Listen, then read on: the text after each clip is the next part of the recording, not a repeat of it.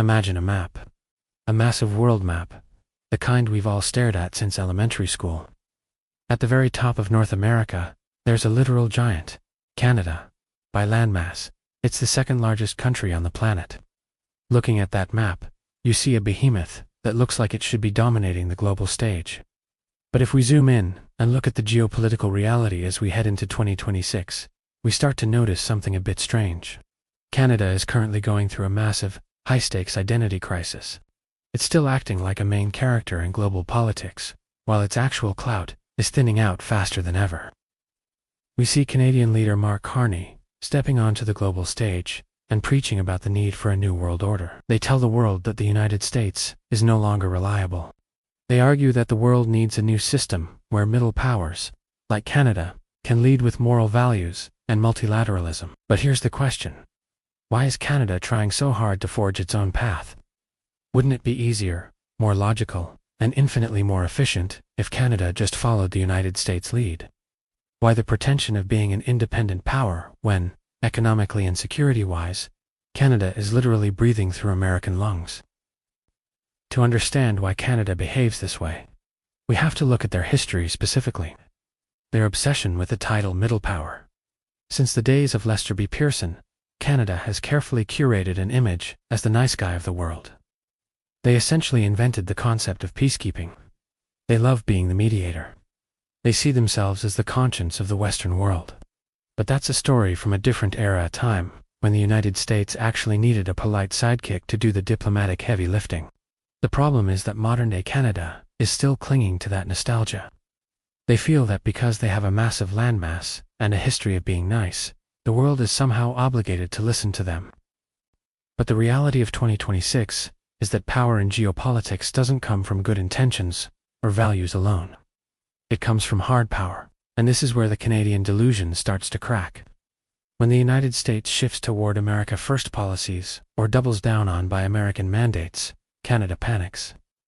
Their leaders give fiery speeches about how America has abandoned its allies. The political elite in Ottawa starts talking about friendshoring and looking for new best friends in the Indo-Pacific or Europe. But look at the 2025 to 2026 economic data. 76% of Canadian exports go to one place, the United States.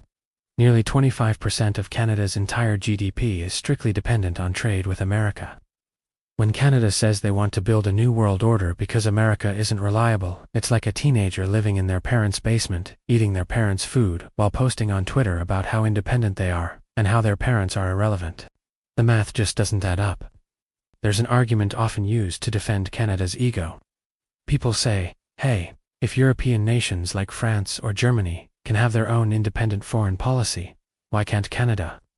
But that comparison is fundamentally flawed. Europe has a history of empires. They used to run the world. For a country like France, totally bowing down to the US is a bitter pill to swallow, because they have a collective memory of being a global superpower. They have a strategic autonomy built over centuries. But Canada is not Europe. Canada is a colonial product. It's a nation that essentially moved from under the wing of the British Empire, directly into the security umbrella of the United States, without ever having its own empire phase. So, when Canada tries to act like it carries the same geopolitical weight as other major powers, it comes off as trying too hard. They don't have an imperial legacy to defend, and they certainly don't have the military muscle to back up their rhetoric. The United States has been doing the dirty work for Canada for 80 years. America secures the sea lanes, America provides the nuclear umbrella, and America ensures global market stability so Canada can sell its oil and wheat in peace. Yet, when America asks for something small in return, or decides to prioritize its own citizens, the Canadian elite acts insulted. They cry, "How dare you abandon your allies?" But in this relationship, let's be real. Who is the giver, and who is the taker? Now let's talk about the most sensitive topic for any Canadian, which is defense. For decades, Canada has been the textbook definition of what geopolitical analysts call a free rider. NATO has a clear requirement. Every member should spend at least 2% of their GDP on defense. But Canada, they are consistently at the bottom of the list. Up until 2024, they were still making excuses for why they couldn't meet that target. Even with recent promises from leaders like Mark Carney, to hit that 2% mark by 2032 or 2035, the fact remains that for nearly a century, they've just been piggybacking on America's multi-hundred-billion-dollar military budget. This is what grinds Washington's gears. Imagine the United States spending billions to monitor and defend the Arctic, which 40% of which is Canadian territory, while Canada itself lacks enough submarines or modern fighter jets to effectively patrol its own backyard. When America asks Canada to step up, Canadian leaders pivot to talking about sovereignty and how they don't want to be an American satellite. But what is sovereignty if you can't defend your own borders without your neighbor's help? This relationship is incredibly one-sided. For the last 80 years, allies like Canada have reaped massive rewards from American hegemony. But for the first time in modern history, when America asks for the burden to be shared fairly, Canada acts like a victim of circumstance. Now, let's look at this new world order narrative Canada is pushing. This narrative is actually a survival mechanism for the Canadian political elite to stay relevant. They know that if they simply admit they are a cog in the American machine, they won't get invited to the big global parties as visionary leaders. So, they invent a fantasy where the world needs a rules-based order that isn't led by America alone. But here's the kicker: who is going to enforce those rules, if not the American military? Is Canada going to send its underfunded military to the South China Sea or Eastern Europe to challenge Russia or China? Of course not. The reality is, Canada would be significantly better off if they just aligned totally and transparently with the United States. Look at the auto industry or the energy sector. The North American economy is deeply integrated. If Canada stopped pretending to be different and focused on being an indispensable partner to the United States, much like what Mexico is doing now, Canada would actually be more powerful. But the problem is that the Canadian national identity is built on a very fragile foundation. That is, we are not American. If they drop the pretension, they fear they'll lose their identity. So, they're willing to sacrifice geopolitical logic, just to maintain a sense of national ego that doesn't actually produce results. We are now in 2026, and the world has changed. China is increasingly assertive, Russia remains a persistent threat, and technology like AI and the race for critical minerals have become the new battlegrounds. In this increasingly violent and competitive world, there is no room for countries that are pretending to be important.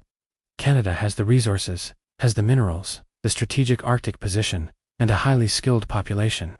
These are incredibly valuable assets if used to strengthen the North American bloc. But if Canada continues to try and play both sides, or build a separate bloc with other middle powers, they are going to end up as a casualty of the era. We have to realize that America's allies have mostly just been good at complaining. When America intervenes, they call it a bully. When America withdraws, they call it abandonment. But in these 80 years, what has Canada actually given back to the US strategically? Very little compared to what it has received. Now that America is becoming more transactional and focused on its own national interests, Canada has a choice.